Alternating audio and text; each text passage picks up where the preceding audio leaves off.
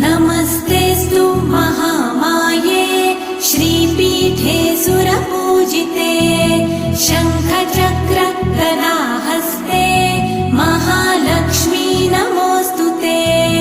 नमस्ते गरुडारूढे कोलासुरभयङ्करी सर्वपाप हरे देवी महालक्ष्मी नमोऽस्तुते।